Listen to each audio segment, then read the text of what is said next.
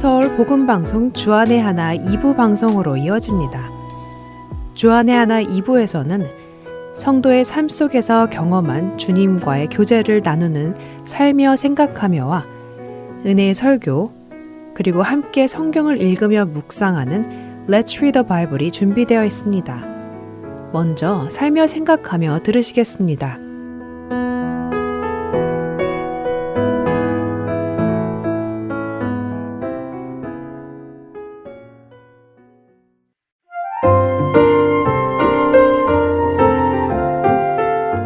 오늘은 김금주 성도의 이야기입니다.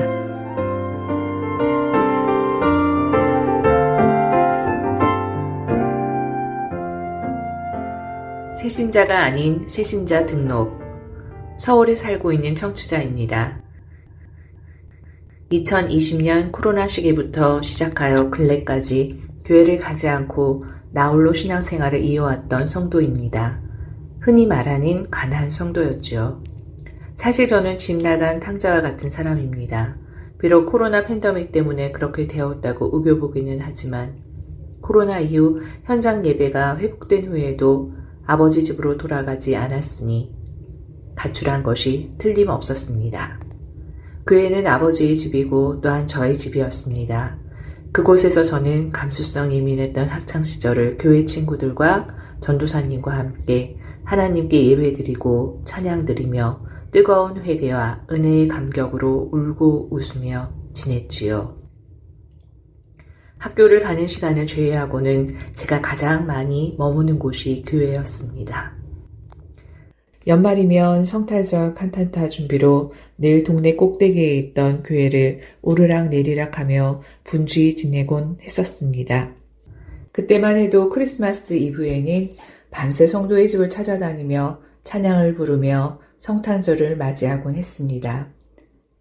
성도들은 잠들지 않고 깨어있다가 우리를 맞아주었고 기쁨과 감사의 찬양을 나누며 예수님의 탄생을 함께 축하했었지요. 그러나 성인이 되면서 각자 맡은 사역과 봉사의 자리는 달라졌고 사역이 달라지다 보니 함께 모이는 일도 줄어들더니 사라져버렸습니다. 물론 물리적으로 뿔뿔이 흩어지기는 했고 시대가 바뀌며 집집마다 돌아다니며 밤새 찬양을 올리는 일도 없어졌습니다. 성인이 되어 결혼과 이사로 저는 친정교회를 떠나 지방의 다른 교회에 가서는 새가족부, 방송부 등에서 봉사를 했고 이사와 함께 다니던 교회도 여러 번 바뀌었습니다. 그리고 다시 서울로 이사를 오게 되면서 2020년 코로나 시대에 접어들면서 비대면 예배를 드리기 시작하게 된 것입니다.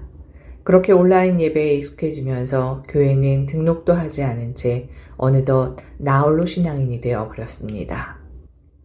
마음 한편은 너무 무겁고 이게 아닌데 하는 생각도 들었지만 그런 익숙한 패턴은 쉽게 바뀌지 않았습니다. 육신의 게으름은 편리의 달콤함에 쉽게 취하게 했으며 일종의 중독과도 같이 스스로는 빠져나올 수 없는 수렁과도 같았습니다. 그런 시간이 꽤 오랜 시간 지속되었습니다. 그러던 중 학창시절부터 지금까지 여전히 친정교회를 다니고 있던 어릴 적 친구의 초대로 너무나 오랜만에 모 교회를 방문하게 되었습니다. 마침 친정교회는 창립 57주년을 맞아 기념 예배를 드리는 날이었고 그렇게 저는 창립 57주년 기념 예배에 참석하게 되었습니다. 그리고 얼떨결에 새신자 등록 카드까지 작성하게 되었죠. 근데 무언가 이상했습니다. 이 교회는 내 청년기의 교회였고 난 이곳에서 자라났고 이 교회를 사랑했는데 이게 뭐지? 왜 내가 새신자 등록을 해야 하지? 왜 익숙한 교회에서 낯선 이들과 함께 새로운 시작을 해야 하나 아리송한 기분이었습니다. 그럼에도 그날 저와 딸아이는 얼떨결에 등록을 하게 되었고 그 다음 주에는 남편도 와서 새신자 등록을 하면서 우리는 제가 청년 시절 다니던 교회의 새가족이 아닌 새가족이 되었습니다. 저희 식구와 함께 새신자 등록을 하신 분들 중에는 교회에 생전 처음 오신 분도 계셨고 또한 우리처럼 온라인 예배만 드리다가 다시 돌아오신 분 등등 여러 배경을 가진 분들이 계셨습니다. 서로 자신을 소개하고 솔직한 삶의 이야기를 주고받으며 저는 그동안 잠시 잊고 있었던 주님을 향한 사랑과 열정이 완전히 꺼진 것이 아니었음을 알아챌 수 있었습니다. 제 더미 속은 여전히 따뜻했고 너무 늦지 않게 여전히 불씨도 살아있었던 것입니다. 제 마음은 이루 다 말할 수 없을 정도로 기쁨과 평안으로 충만했습니다. 순수했던 나의 청년기의 믿음을 추억의 저편으로 묻고 다시는 그때와 같은 충만함으로 돌아갈 수 없을 것이라고 생각했던 저의 굳은 마음을 성령님께서는 깊숙이 어루만져 주셨습니다. 그리고 저를 돌아온 탕자처럼 맞아주셨습니다. 그렇게 다시 교회의 중심의 생활이 시작되며 저는 제가 하나님께 택함받은 귀한 자녀인 것이 얼마나 큰 축복인지를 새삼 깨달으며 성경 안에서 하나님의 마음과 뜻을 알아가고 있습니다.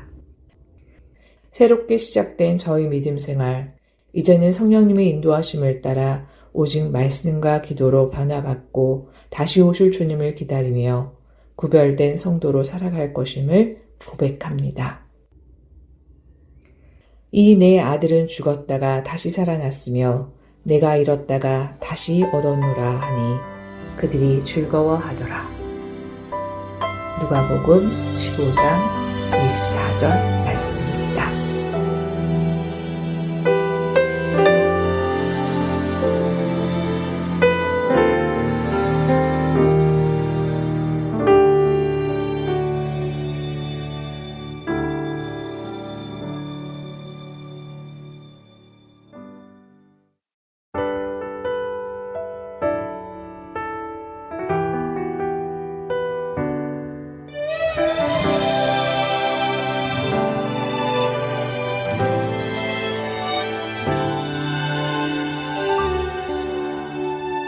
무명이어도 공허하지 않은 것은 예수 안에 난 만족함이라.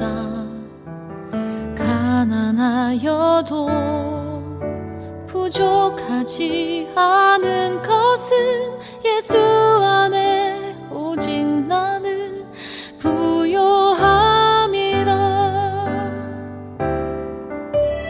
고난 중에도 견뎌낼 수 있는 것은 주의 계획 믿기 때문이라.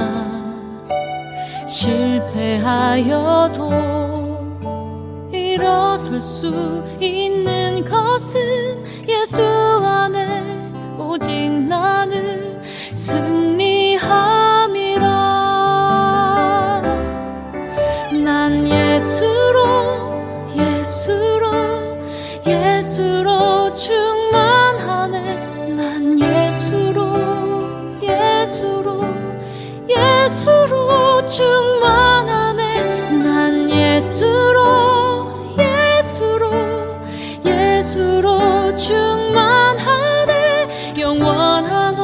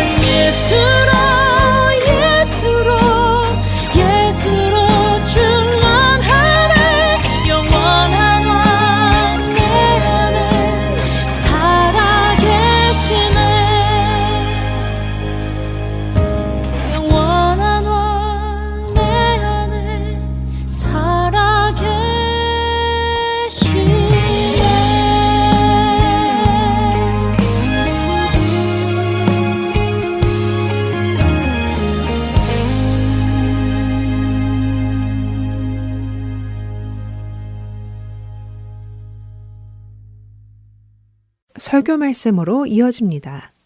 오늘은 2026년 새해부터 설교 사역에 새롭게 참여해 주신 얼바인 디사이플 교회 고현종 목사님의 설교입니다. 고린도전서 1장 1절에서 9절까지의 본문으로 부르심이라는 제목의 말씀 전해주십니다. 은혜의 시간 되시길 바랍니다.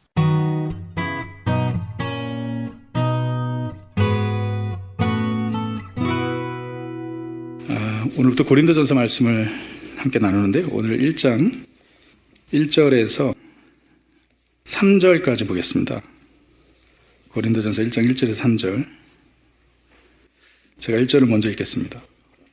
하나님의 뜻을 따라 그리스도 예수의 사도로 부르심을 받은 바울과 형제 소스데네는 2절. 고린도에 있는 하나님의 교회 곧 그리스도 예수 안에서 거룩하여지고 자들과 또 각처에서 우리의 주 곧 주 대신 예수 그리스도의 이름을 부르는 모든 자들에게 함께 했습니다. 하나님 우리 아버지와 주 예수 그리스도로부터 은혜와 평강이 있기를 원하노라. 아멘. 그래서 오늘은 고린도전서를 시작하면서 바울의 인사말부터 우리가 함께 살펴보도록 하겠습니다. 바울 서신서들을 보게 되면 거의 대부분 비슷한 포맷으로 이 편지를 시작하는 거 아시죠? 근데 비슷한 포맷인데 조금씩 차별이 있어요. 그게 의도적인 것입니다. 1절 1절을 보게 되면 1장 1절에 이렇게 시작하죠. 하나님의 뜻을 따라 그리스도 예수의 사도로 부르심을 받은 바울과 형제 소스데네는, 이 소스데네는 바울의 동역자였던 것 같아요. 이 바울은 고린도전서 이 편지예요. 편지를 쓰면서 첫 번째로 이야기하는 것이 무엇이냐면 자신이 사도가 된 것은 하나님의 뜻으로 말미암아 된 것이다. 하나님의 부르심으로 말미암아 된 것이다라는 것을 밝히고 있어요. 왜 그랬을까요? 여러분, 사도는요, 어포스톨로스, 보냄받았다라는 의미이죠. 예수님을 따르는 제자들은 12명만 있었던 것이 아닙니다. 많았습니다. 나중에 고린도서 15장을 보게 되면 부활하신 예수님이 이제 승천하시는 모습을 본 제자들이 500명이 넘어요. 남자들만. 그러니까 여자들까지 하면은 훨씬 더 많았죠. 많은 사람들이 예수님을 따랐고 예수님의 제자들이었습니다. 근데 그 중에서 예수님께서 12명을 구별하셨죠. 예수님께 직접 선택한 사람들이 12제자들인데 그들에게 부여된 직분이 바로 사도직이었습니다. 그래서 사도직은 이 예수님께서 직접 선택하신 12명에게 국한된 직분이었어요. 아무나 사도라고 할 수 없었습니다. 12명. 그 중에 가룟 유다가 예수님을 배신하고 그리고 끝내 그가 자살하죠. 11명이 된 거예요. 예수님께서 12명을 세우셨는데, 그래서 사도행전 1장을 보게 되면은 사도들이 모여가지고 성령 강림하기 전에 먼저 무엇을 했냐면 한 명을 세웠습니다. 한 명의 사도를 제비 뽑아서 세웠어요. 그 사람이 마띠아죠. 그래서 이 사도를 세우는 데 있어서 조건을 이야기하는데 그 조건이 이런 것입니다. 사도행전 1장 20절 보세요. 사도가 되려면 항상 우리와 함께 다니던 사람 중 항상 우리와 함께, 그러니까 처음부터 함께 다녔던 사람이어야 돼요. 자, 사도가 되려면 처음부터 항상 예수님과 함께 했던 사람이어야 되는데 여러분도 아시다시피 바울은 예수님과 함께한 사람이 아닙니다. 우리는 그걸 몰라요. 바울도 한 번도 얘기하지 않았습니다. 예수님을 바울이 직접 예수님이 사역을 하실 때, 육신의 몸을 입고 이 땅에 오셔서 사역하실 때 바울이 예수님을 만난 적은 없는 것 같아요. 만약에 바울이 예수님을 만났다면 그 말을 어디선가 썼을 거예요. 근데 예수님을 만난 적은, 아마 예수님의 소문은 들었을 수도 있습니다. 그 당시 예수님의 소문이 전역에 퍼져 있었기 때문에. 근데 바울은 예수님을 만난 적이 없습니다. 그리고 예수님께서 죽으시고 부활하시고 성령이 임하고 교회가 세워졌을 때에 바울의 역할, 사울이죠. 그때 사울의 역할은 교회를 박해하는 역할이었죠. 그는 그것이 유대교를 지키는 방법이라고 생각했습니다. 그래가지고 아주 강하게 박해했죠. 바울은 박해자였습니다. 자, 그런 바울이 사도라는 거예요. 그러니까 초대교회 성도들 중에는 바울의 사도직을 인정하지 않는 사람들이 있었습니다. 바울이 사도라고? 아니, 예수님과 함께한 사람도 아닌데, 교회를 박해한 사람인데. 바울의 사도적 권위를 부인하는 사람들 중에 가장 대표적인 사람들이 바로 이 고린도 교회에 있었던 거예요. 여러분, 그래서 이 고린도 교회에 편지를 보내면서 바울이 첫 마디가 하나님의 뜻을 따라 그리스도 예수의 사도로 부르심을 받았다라고 쓴 것은 우연이 아니에요. 그냥 할 말이 없어서 이렇게 쓴 것이 아닙니다. 바울의 사도직을 부인하는, 인정하지 않는 사람들이 있었기 때문이죠. 그럼 정말 바울이 사도인가요? 그가 예수님과 동행한 사람이 아닌데. 바울은 다른 사도들 같이 예수님을 직접 보지는 못했지만 예수님을 만났습니다. 예수님이 그를 만나주셨죠. 그 고린도전서 9장 1절에 바울이 이렇게 말해요. 내가 자유인이 아니냐, 사도가 아니냐, 예수 우리 주를 보지 못하였느냐. 예수 우리 주를 보지 못하였느냐. 바울이 예수님을 보았습니다. 바울은요, 이방인들에게 복음을 전하기 위해서 하나님께서 특별히 선택한 하나님의 사람입니다. 하나님께서 말씀하셨어요. 그가 다메섹에서 예수님을 만나고 3일 동안 눈이 어두워지죠. 제자 아나니아가 안수했을 때 눈이 열리죠. 이 모든 과정에서 하나님께서 아나니아에게 바울에 대해서 이렇게 말씀하셨어요. 사도행전 9장 15절에 주께서 이르시되 이 사람은 내 이름을 이방인과 임금들과 이스라엘 자손들에게 전하기 위하여 택한 나의 무엇이라? 하나님께서 택한 그릇이에요. 바울을 하나님께서 특별하게 선택하셨습니다. 교회를 박해하던 바울이 사도가 된 것은 주님께서 그를 선택하셨기 때문이에요. 바울은 그것을 알았습니다. 그래서 갈라디아서 1장 15절에 그러나 내 어머니의 태로부터 나를 택정하시고 태어나기 전부터 하나님께서 선택하셨다라는 거예요. 그의 은혜로 나를 부르신 이가라고 이야기합니다. 태어나기 전부터 하나님께서 선택하시고 하나님의 은혜로 부르셨다라는 것이에요. 바울은 다메섹으로 가던 길에 예수님을 직접 만났을 뿐만 아니라 예수님께서 그에게 복음을 계시해 주셨습니다. 이게 중요한 포인트입니다. 우리가 서신서를 보게 되면 바울처럼 이렇게 복음을 잘 설명한 서신서를, 성경의 책을 우리가 찾아볼 수 없죠.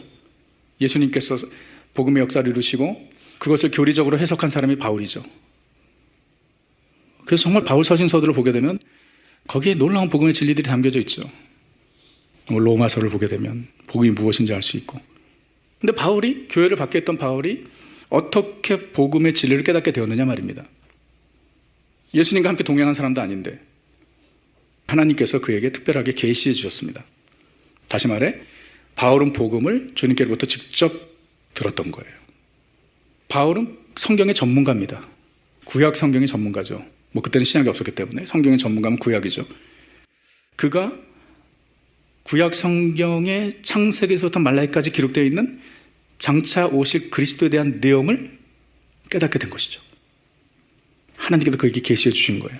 그래서 갈라디아서 1장 11절에서 이렇게 이야기합니다. 형제들아 내가 너에게 알게 하노니 내가 전한 복음은 사람의 뜻을 따라 된 것이 아니니라. 이는 내가 사람에게서 받은 것도 아니요 배운 것도 아니요 오직 예수 그리스도의 계시로 말미암은 것이니라. 바울이 다메섹에서 예수님을 만나고 그가 예루살렘으로 다른 사도들을 만나러 간 것이 아니에요. 그러니까 바울이 들은 복음은 베드로나 야고보나 요한을 통해서 들은 것이 아니에요. 다른 사도를 통해서 들은 것이 아니에요. 그럼 어떻게 복음을 깨닫습니까? 그거 어떻게 알게 된 것이에요? 바울이 다메섹에서 예수님을 만나고 그가 간 곳은 어디냐면 아라비아 광야였습니다. 갈라디아서 얘기를 합니다. 거기서 3년을 머뭅니다. 우리가 추측하기로는 그때 하나님께서, 예수님께서 바울에게 복음을 계시해 주신 거예요. 그래서 바울이 얘기하죠. 내가 너에게 전하는 복음은 사람에게서 들은 것이 아니다. 주님께서 내게 계시해 주신 것이다. 그러니까 바울은 예수님을 만났고 그리고 예수님께로부터 계시를 받았기 때문에 그는 충분히 사도가 될 만한 사람이었던 것이죠. 그래서 바울은요, 자신이 사도가 된 것은 전적인 하나님의 뜻이요 부르심이라는 확신이 있었던 것입니다. 그래서 누가 뭐래도 흔들리지 않는 거예요. 왜? 그 소명에, 그 부르심에 확신이 있었기 때문이죠. 여러분, 목회자에게 있어서 목회의 길을 가는, 제가 목사지 않습니까? 목회자의 길을 가는 데 있어서 가장 중요한 것이 무엇일까요? 컬링입니다. 컬링이에요. 그래서 주변에 우리 그 젊은이들 중에 신학교를 가겠다라고 이야기하는 분이 계시면 가장 먼저 확인해야 되는 것이 컬링이죠. 왜냐하면 이것은 부르심의 확신이 없이는 이 길을 갈 수가 없어요. 부르심의 확신이 없이는 이 길에 들어설 수가 없습니다. 들어설 수는 있습니다. 그러나 끝까지 갈 수 없습니다. 왜죠? 만만치 않은 길이기 때문에. 그래서 최근에 이 미국에는 많은 목회자들이 특별히 코로나 이후에 사역을 그만두는 사람들이 많습니다.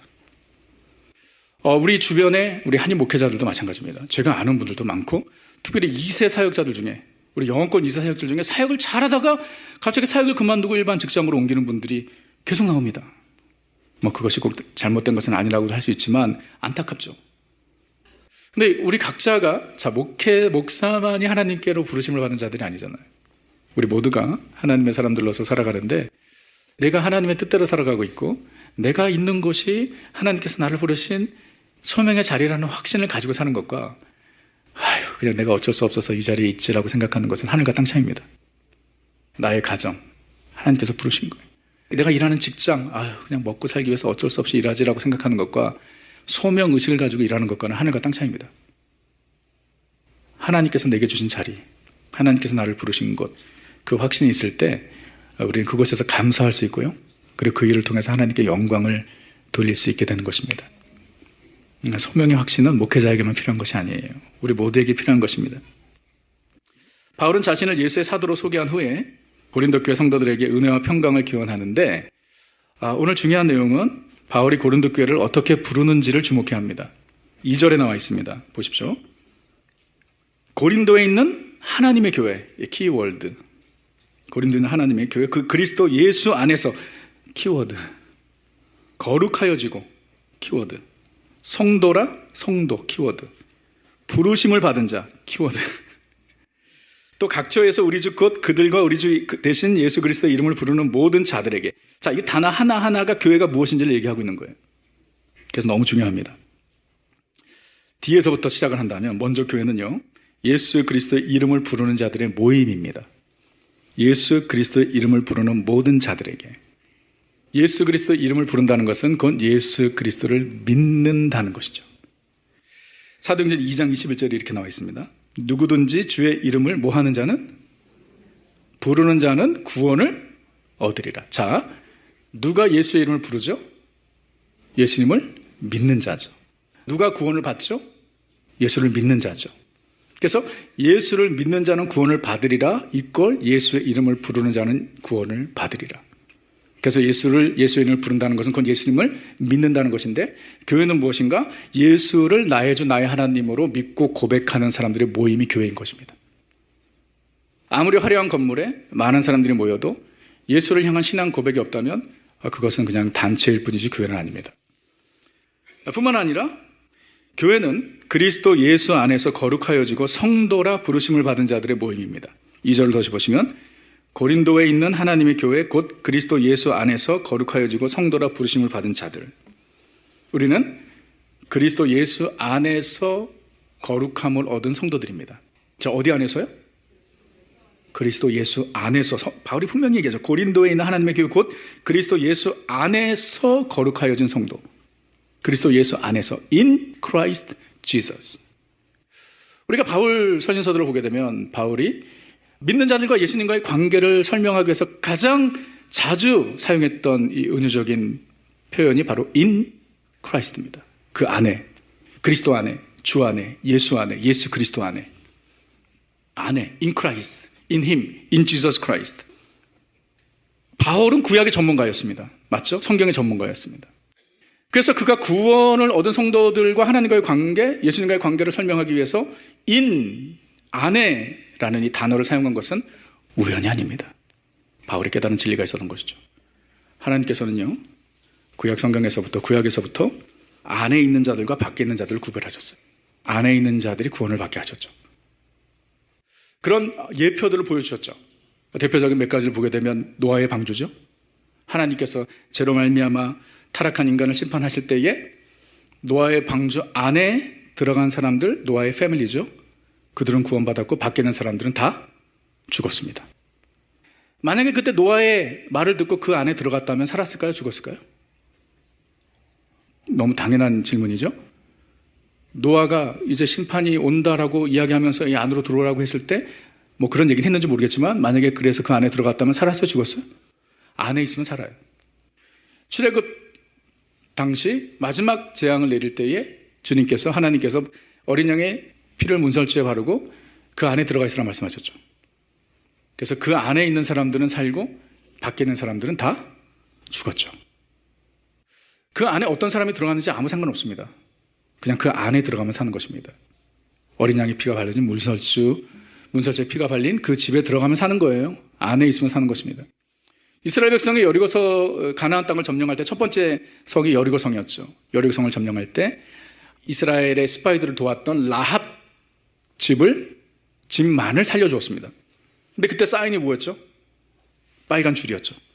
빨간 줄을 단 그 집 안에 들어간 사람들만 살았습니다. 밖에 있는 사람들은 다 죽었습니다. 안에 있는 자만이 구원을 받는다라는 것, 이것이 하나님께서 구약에서부터 예수 그리스도를 통해서 어떻게 우리를 구원하실 것인지를 보여준 것이죠. 그래서 예수님께서 이 땅에 오셔서 구원의 역사를 다 이루신 후에 이제 누구든지 어디 안에? 그리스도 예수 안에 있는 자가 사는 것입니다. 예수 그리스도 안에 있는 자는 모든 죄를 용서받습니다. 에베소 1장 7절.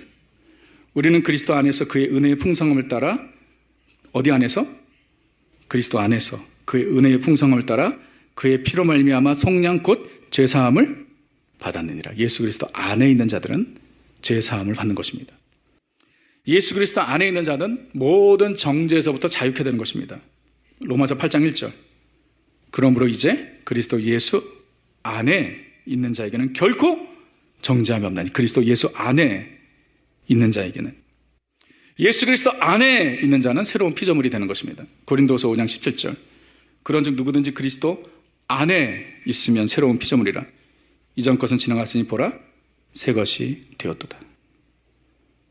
그리스도 예수 안에 있는 자는 하나님과의 끊어질 수 없는 관계 가운데 거하는 것입니다. 로마서 8장 39절. 다른 어떤 피조물이라도 우리를 우리 주 그리스도 예수 안에 있는 하나님의 사랑에서 끊을 수 없느니라. 그 누구도 끊을 수 없는 하나님과의 관계는 그리스도 예수 안에 있는 자들에게 허락된 것입니다. 예수 그리스도 안에서 우리에게 모든 필요가 채워지는 것입니다. 빌립보서 4장 19절. 나의 하나님이 그리스도 예수 안에서 영광 가운데 그 풍성한 대로 너희 모든 쓸 것을 채우시리라. 우리의 모든 쓸 것을 그리스도 예수 안에 있는 자에게 채워주십니다. 예수 그리스도 안에 있을 때에 하나님의 평강이 우리의 마음과 생각을 주관하십니다. 빌립보서 4장 7절. 그리하면 모든 지각에 뛰어난 하나님의 평강이 그리스도 예수 어디서? 안에서 너희 마음과 생각을 지키시리라. 그리스도 예수 안에 있는 자는 영생을 얻습니다. 로마서 6장 23절. 지혜 삭은 사망이요 하나님의 은사는 그리스도 예수 우리 주 안에 있는 무엇이니라?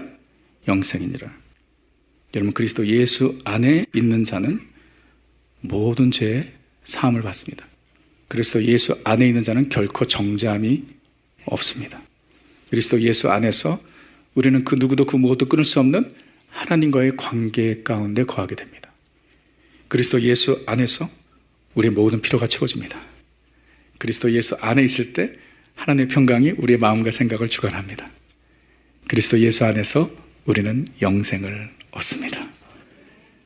저와 여러분은 그리스도 예수 안에 있는 사람들입니다. 와, what a blessing. 그래서 교회는 하나님의 거룩한 백성입니다. 베드로전서 2장 9절에서 이렇게 이야기하죠. 너희는 택하신 족속이요 왕같은 제사장이요 거룩한 나라요 그의 소유된 백성이니. 여러분, 여기서 베드로전서는 소아시아 지역에 있는 그 이방 성도들에게, 유대인들이 아니라 이방인들에게 보낸 편지예요. 유대인들이 아닙니다. 저들에게 뭐라고 얘기하죠? 너희는 택하신 족속이요 왕같은 제사장이요 거룩한 나라요 그의 소유된 백성. 거룩한 나라, 이것은 구약의 이스라엘 백성에게 해당된 영적 신분이었습니다. 그런데 이제는 교회가 하나님의 거룩한 나라, 하나님의 거룩한 백성이 된 것입니다. 그리스도 예수 안에서 거룩함을 입은 성도들이 된 것입니다. 이게 교회입니다. 교회는 무엇이냐? 예수 그리스도 안에서 거룩함을 입은 성도들의 모임인 것입니다. 우리는 세상에 살고 있지만 세상에 속한 자들이 아니라는 것입니다. 이게 거룩이죠. 주님은 우리가 세상 안에 살지만 세상과 다르게 살기를 원하십니다. 예수님께서 십자가 지기 전에, 고난당하시기 전에 제자들을 위해서 기도하시면서 요한복음 17장에 15절에 내가 비옵는 것은 그들을 세상에서 들어가시기를 위함이 아니요 다만 악에 빠지지 않게 보존하시기를 위함이니. 제자들을 세상에서 데려가는 것이 아니라 그들을 지켜달라는 거예요. 내가 세상에 속하지 아니한 같이 그들도 세상에 속하지 아니하였사옵나이다. 세상이 그대로 두라는 것입니다. 그러나 주님 지켜주세요. 예수님께서 제자들을 위해서 기도하시는 기도가 그겁니다. 저들을 세상에서 격리시켜주세요. 그게 아니고 세상에 있지만 저들을 지켜주십시오. 악한 세상 가운데 세상에 속하지 않고 다르게 살 수 있도록 지켜주십시오. 이게 바로 거룩입니다. 우리는 신분뿐만 아니라 우리의 삶이 거룩해 하는 것입니다. 우리가 이렇게 그리스도 예수 안에서 거룩한 성도가 된 것은 중요한 것입니다. 어떻게 된 것이죠? 바울이 강조하죠. 하나님의 부르심에 따라. 하나님께서 우리를 부르셨기 때문입니다. 2절 다시 보십시오. 고린도에 있는 하나님의 교회 곧 그리스도 예수 안에서 거룩하여지고 성도라 무엇을 받았다고요? 부르심을 받은 자들이라는 것은 그냥 호칭만을 얘기하는 것이 아닙니다. 하나님께서 우리를 성도라고 불러주신다 이런 얘기가 아닙니다. 우리를 성도가 되도록 주님께서 불러주셨다는 것입니다. 소명해 주셨다는 것이에요. 1장 9절에서 이렇게 이야기합니다. 너희를 불러 하나님께서 우리를 컬링해 주신 거예요. 그의 아들 예수 그리스도 우리 주와 더불어 교제하게 하시는 하나님의 미쁘시다. 우리가 교회가 된 것은 하나님이 우리를 불러주셨기 때문입니다. 하나님의 부르심이에요. 여러분, 하나님의 부르심은 구원의 본질을 이해하는 데 있어서 너무나 중요한 진리입니다. 하나님의 부르심, calling, 소명. 한 죄인이 구원을 받아 의롭다함을 얻고 천국에 가는 과정, 한 죄인이 구원을 받아 천국에 가는 과정, 그 순서를 우리는 교리적으로 구원의 서정, ordo salutis, the order of salvation이라고 합니다. 그러니까 우리는 그냥 예수 믿고 구원받아 천국 간다 이 정도로 생각하죠. 근데 그것을 우리가 좀 더 깊이 있게 성경적으로 교리적으로 살펴보면 단계가 있습니다. 이것을 구원의 서정이라고 하는데 여러분들 한번 보십시오. 네, 구원의 서정을 저거 하나하나 다 설명해 드리지 않겠습니다. 안심하십시오. 예정, predestination, 그 다음에 소명, 부르심. 오늘 제가 여러분들과 함께 나누는 주제가 바로 그것이죠. 그 다음에 중생, regeneration, 회심, conversion, 그 다음에 믿음, faith, 칭의, justification, 양자됨, adoption, 성화, sanctification, 견인, 성도의 견인, perseverance, 그 다음에 마침내 영화, glorification입니다. 보시면은요, 우리가 예수 그리스도를 믿어 구원받는 이 과정에 예수 그리스도를 믿음으로 말미암아 우리가 회개함으로 말미암아 예수님을 믿은 것, 그것이 우리 구원의 서정의 첫 스타트가 아니라는 것을 아셔야 됩니다. 이게 너무 중요한 진리예요. 내가 죄인임을 깨닫고 예수 그리스도를 영접하기 전에 어떤 일이 있었던 것이죠? 그 전에 하나님의 예정과 소명이 있었던 것입니다. 하나님께서 나를 정하시고 나를 부르셨기 때문에 내 안에 전적으로 타락한 total depravity, 전적으로 타락한 내 영혼, 하나님을 알지 못하고 하나님을 찾지도 않았던 내 영혼에 생명의 역사가 일어나기 시작한 것입니다. 그냥 내가 가만히 있는데 회개해야지, 믿어야지 이렇게 된 것이 아니라는 거예요. 구원의 서정 계속 보여주시면은요. 그래서 내가 회심하고 믿을 수 있었던 것은 하나님께서 나를 부르셨기 때문입니다. 하나님의 컬링이 있었기 때문에 내 안에 생명의 역사가 일어난 것이고 전적으로 타락한 내가 죄인임을 깨닫고 예수 그리스도를 나의 구세주로 영접하게 된 것입니다. 이게 구원의 진리입니다. 교회는 무엇이냐? 우리가 사역반에서 교회의 정의를 배웠는데 교회의 첫 번째 정의는 무엇이냐면 교회는 세상에서부터 부름받은 하나님의 거룩한 백성입니다. We are called. 그게 교회입니다.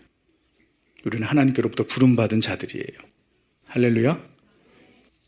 그러므로 교회는요, 하나님께서 부름받은 자들의 모임이기 때문에 교회는 사람이 세운 것이 아닙니다.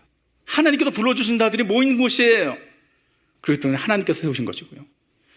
교회는 하나님의 것입니다.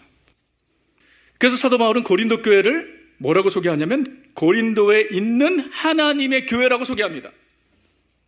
고린도에 있는 하나님의 교회. 이것은 무엇을 얘기하죠? 하나님께서 그 교회를 세우셨고 하나님께서 그 교회의 오너시라는 것입니다. 하나님의 주인됨을 말하는 것입니다. 여러분, 교회의 존재를 우리가 설명할 때 인비지블 처치와 비지블 처치라고 우리는 설명합니다. 유형교회와 무형교회. 무형교회는 무엇이냐면 보이지 않는 교회죠. 인비지블 처치입니다. 그리스도 예수를 믿어 거룩함을 얻은 모든 성도들의 총체를 의미하는 것입니다. 시대와 장소를 초월해서 이 무형교회는 우리가 볼 수 없습니다. 그리고 우리가 판단할 수 없습니다. 하나님만이 아시는 것입니다. 하나님께서 선택하신 백성들의 모임이 무형교회입니다. 분명한 것은 우리가 예수를 나의 구세주 나의 하나님으로 믿고 고백한 성도라면 우리는 그 무형교회에 속한 사람들입니다. 인비지블 철치입니다. 자, 이 무형교회가 있는가 하면 우리 주님께서 이 땅에 유형교회, 비지블 처치, 가시적 교회를 세우셨습니다. 가시적 교회는 말 그대로 눈에 보이는 로컬 철치를 얘기하는 것입니다. 자, 고린도에 있는 하나님의 교회는 무형교회예요, 유형교회예요? 유형교회죠. 예루살렘 교회는 무형교회예요, 유형교회예요? 유형교회죠. 자, 모든 무형교회에 속한 성도들은 유형교회 안에서 함께 하나님을 예배하고 양육받고 훈련받고 사명을 감당해야 합니다. 이것이 주님의 뜻입니다. 교회를 세우신. 그래서 교회는 처음부터 예수님께서 세우신 그 순간부터 교회는 유형 가시적 교회로 나타났습니다. 예루살렘 교회, 가시적 교회죠. 고린도 교회, 에베소 교회, 빌라델피아 교회, 데살로니가 교회, 라오디게아 교회, 빌라델피아 교회 다 그 지역에 있는 로컬 철치들입니다. 무형교회 성도들은 그 유형교회 안에서 하나님을 예배하고 교제하고 훈련받고 사명을 감당해야 하는 것이에요. 이것이 우리 성도들을 향한 주님의 뜻입니다. 그래서 여러분 요즘에 그 코로나 이후에 그 전에도 그랬지만 내가 예수를 믿지만 교회는 싫어 막 이런 사람들 있죠. 말도 안 되는 소리입니다. 예수를 믿지만 교회는 싫어. 이게 무슨 말이에요? 교회가 도대체 뭡니까? 교회가 도대체 뭔데? 예수는 좋은데 교회는 싫다고 얘기합니까? 교회가 뭐죠? 예수 그리스도의 몸이죠. 교회가 누구의 것이죠? 예수님의 것이고 하나님의 것이죠. 근데 어떻게 예수가 좋은데 교회가 싫습니까? 말이 안 되는 얘기죠. 잘못된 신앙생활의 형태입니다. 교회는 존귀한 것이에요. 교회는 귀한 것입니다. 하나님의 교회이기 때문입니다. 그리고 교회를 사랑해야 합니다. 그것이 하나님을 사랑하는 것이에요. 하나님의 교회이기 때문에. 그리고 교회를 섬겨야 합니다. 교회를 섬기는 것이 하나님을 섬기는 것이죠. 하나님의 교회이기 때문에. 교회는 함께 세워져 가는 것이에요. 교회는 하늘에서 지상으로 딱 떨어진 것이 아닙니다. 교회는, 이 가시적 교회는 우리가 함께 세워져 가는 거예요. 함께. 우리가 주신 은사를 가지고 우리가 있는 위치에서 우리의 사역을, 우리의 사명을 감당할 때 이 교회가 함께 성장하는 것이고 함께 자라는 것이고 함께 세워지는 것이에요. 그것이 교회를 세우신 하나님의 전략인 것입니다. 그래서 에베소서 2장 20절에 이렇게 얘기하죠. 너희는 사도들과 선지자들의 터 위에 세우심을 입은 자라 그리스도 예수께서 모퉁이돌이 되셨느니라. 그의 안에서 거물마다 서로 연결하여, 우리 다 연결된 사람들이에요. 주 안에서 성전이 되어가고 너희도 성령 안에서 하나님의 거하실 처소가 되기 위하여 함께 있습니다. 그리스도 예수 안에서 함께 지어져 가느니라. 아멘. 우리는 함께 지어져 가는 것입니다. 함께 하나님의 교회를 세워가는 것입니다. 그래서 우리의 인생에 있어서 가장 의미 있고 보람된 것은요, 교회를 세우는 일입니다. 그러기 위해서 우리 각자의 역할을 감당해야 하고, 내가 이 교회를 통해서 무엇을 받을 것인가만 생각하는 것, 그것은 소비주의적인 생각이죠. 신앙생활입니다. 내가 이 교회를 통해서 무엇을 받을 것인가, 역시 그것도 생각할 수 있지만 거기에 머물러서는 안 되죠. 내가 이 교회를 위해서, 이 교회를 하나님의 교회인데 이 교회를 세우기 위해서 내가 무엇을 드릴 것인가를 생각해야죠. 교회를 위해서 땀과 눈물을 흘리는 것은 절대로 헛된 일이 아닙니다. 왜죠? 교회가 누구의 것이기 때문에? 하나님의 것이기 때문에. 가장 귀한 일입니다. 내 인생, 내 열정, 내 은사, 내 물질, 내 시간을 주님 몸된 교회를 세우는 일에 드릴 수 있는 것, 이거보다 더 가치 있는 것은 없습니다. 우리는 부름받은 자들입니다. 하나님의 부르심에는 후회하심이 없습니다. 로마서 11장 29절에 하나님의 부르심에는 후회함이 없다고 말씀하셨어요. 하나님이 정하시고 부르신 데는 하나님이 후회하지 않으신다는 거예요. 우리가 부족하고 연약하고 문제투성에도 불구하고 하나님은 후회하지 않으세요. 우리는 뭔가를 선택하고 후회하지 않습니까? 그렇죠? 우리는 후회 많이 하죠.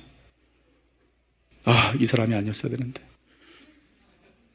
하나님의 부르심에는 후회하심이 없어요. 그리고 우리는 그 부르심에 합당하게 살아야 할 것입니다. 그 하나님의 부르심에 합당하게 사는 것이 무엇인가? 우리는 앞으로 고린도전서를 통해서 배우게 될 것입니다.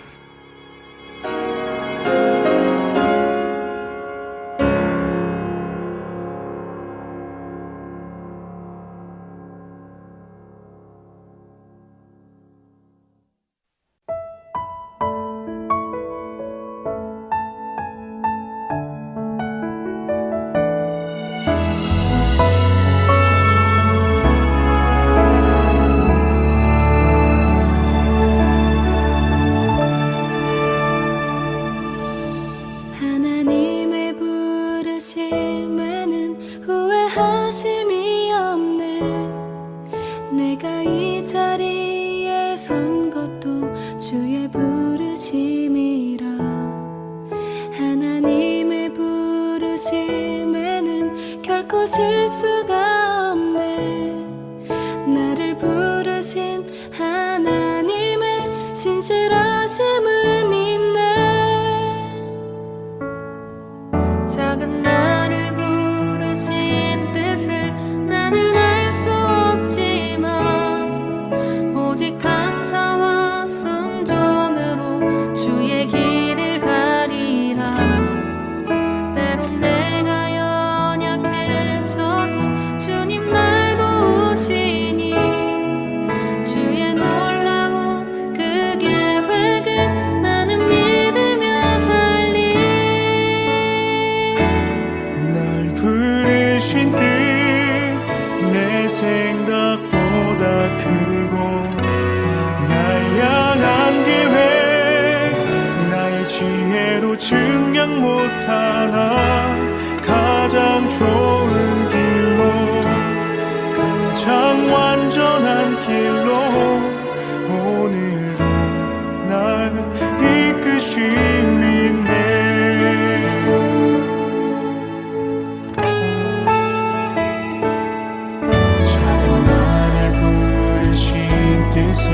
나는 알 수 없지만 오직 감사와 순종으로 주의 길을 가리라.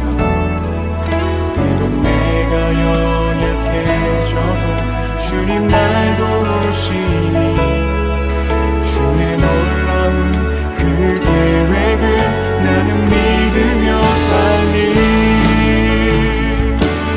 날 부르신 뜻 내 생각보다 크고 날 향한 계획 나의 지혜로 증명 못하나 가장 좋은 길로 가장 완전한 길로 오늘도 날 이끄심 믿네.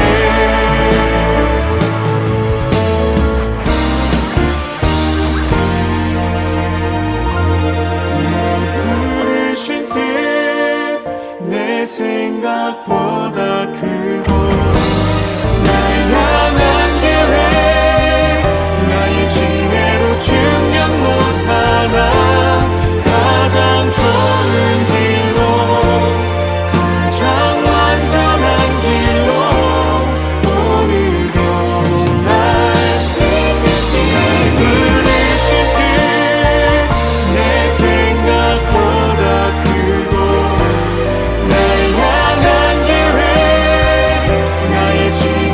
증명 못하나 가장 좋은 길로 가장 완전한 길로 오늘도 날 이끄심 믿네. 신실하신 주를 찬양해.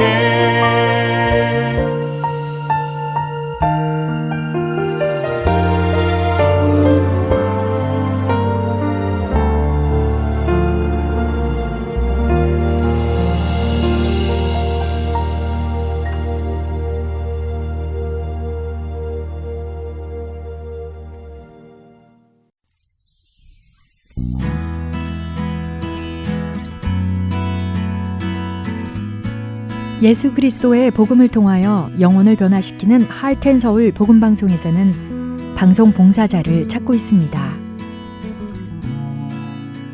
영혼을 살리고 세우는 방송을 만들기 위해 방송 제작 봉사, 아나운싱 봉사, 편집과 번역 봉사 등 방송 제작에 관련된 봉사에 참여하실 분들은 하트앤서울 방송사 전화번호 602-866-8999로 연락주시기 바랍니다.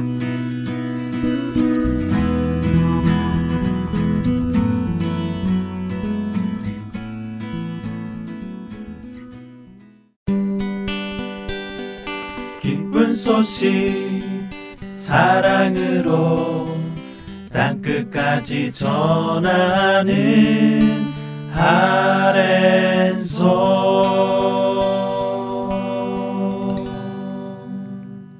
이어서 Let's Read the Bible 함께 들으시겠습니다.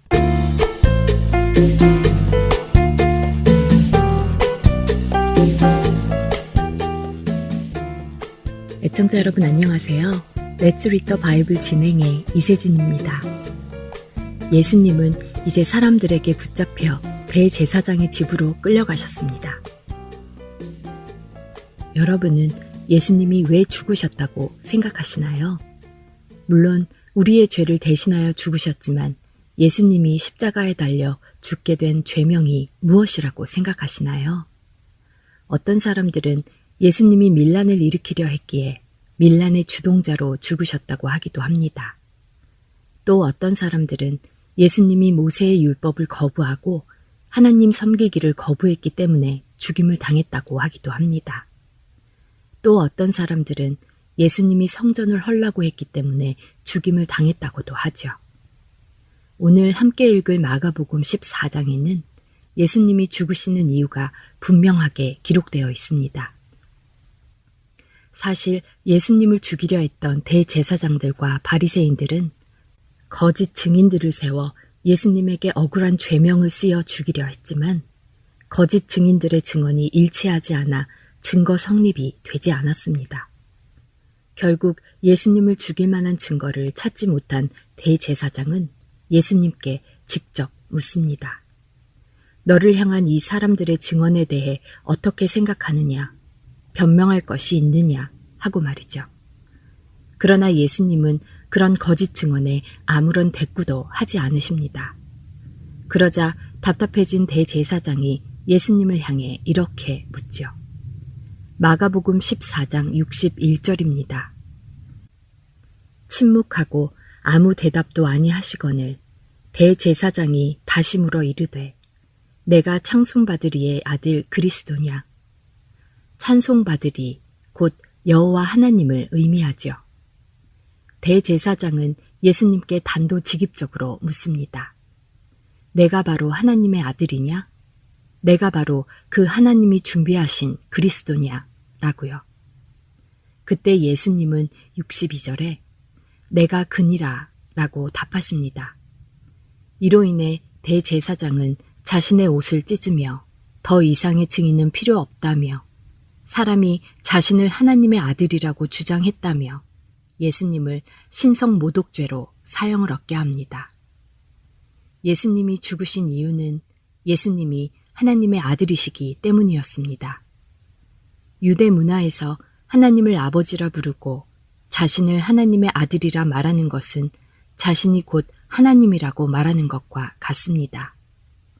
예수님은 스스로 하나님이시라고 증언하셨습니다.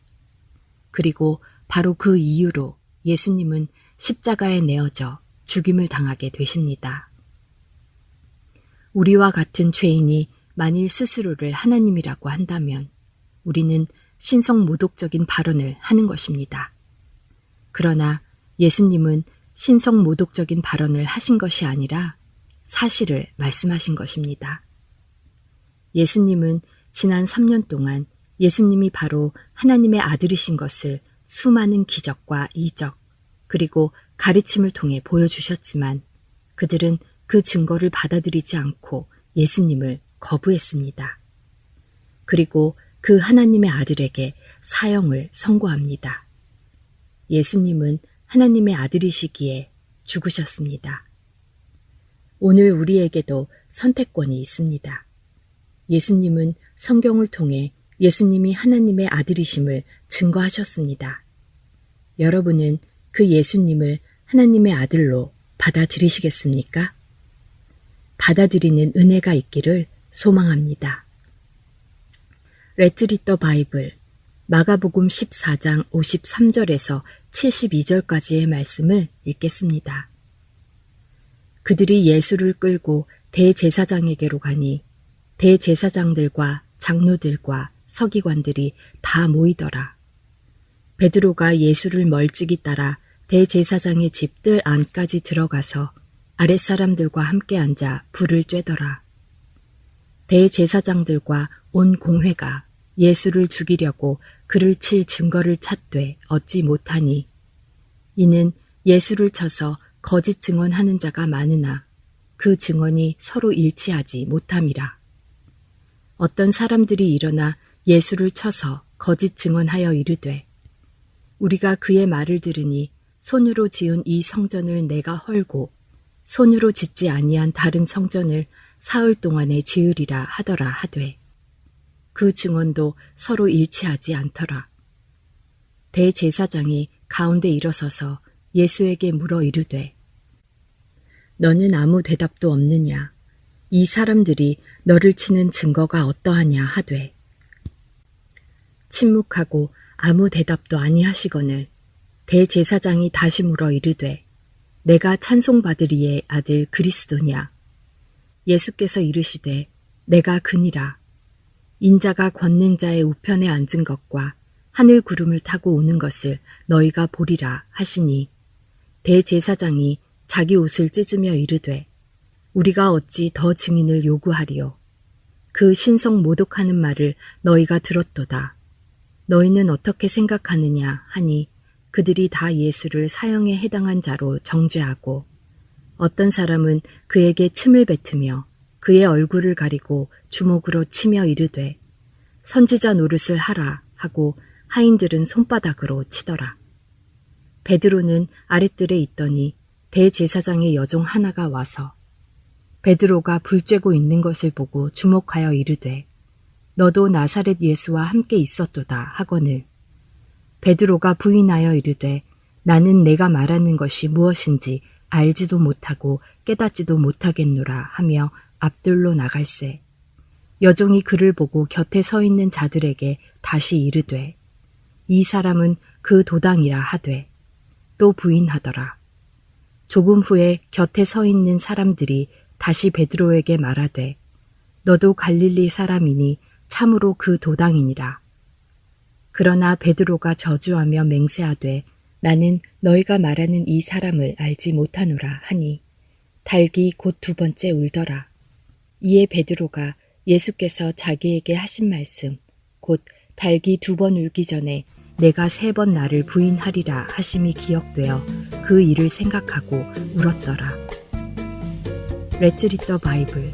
오늘은 마가복음 14장 53절에서 72절까지의 말씀을 읽었습니다.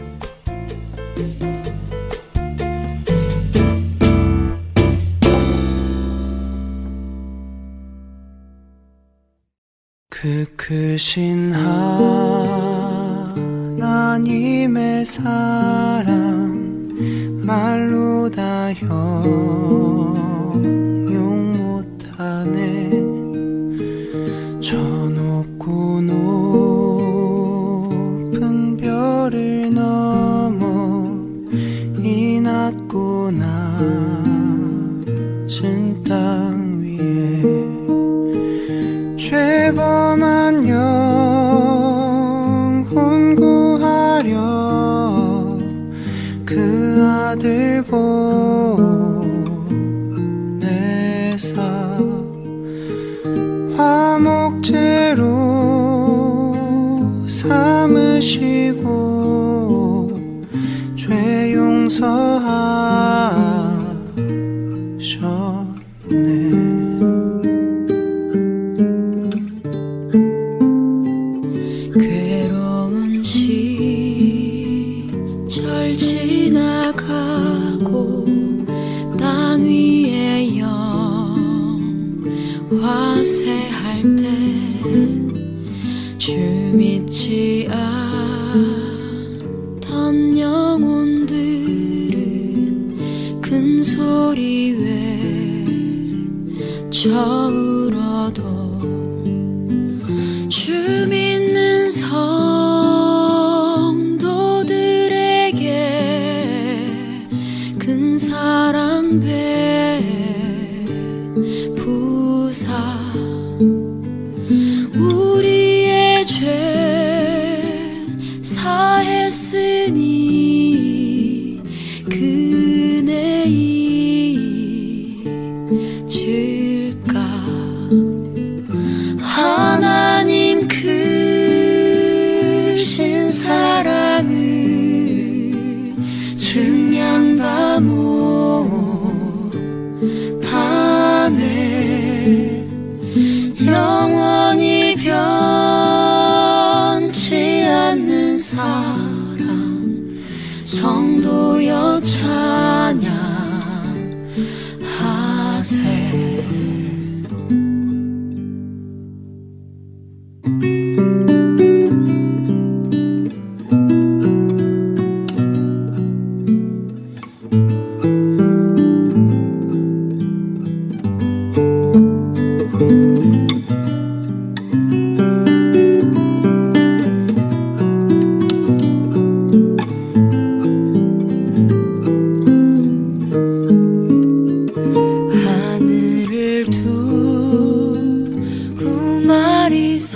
삼고 바다를 먹물 삼아도 한없는 하나님의 사랑 다 기록할 수 없겠네. 하나님의 크신 사랑 그 어찌 닿을까.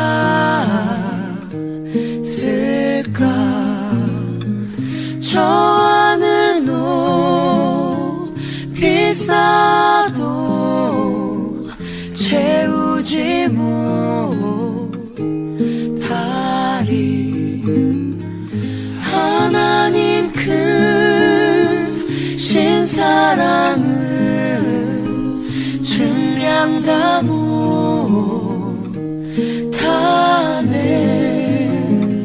영원히 변치 않는 사랑 성도여 찬양하세.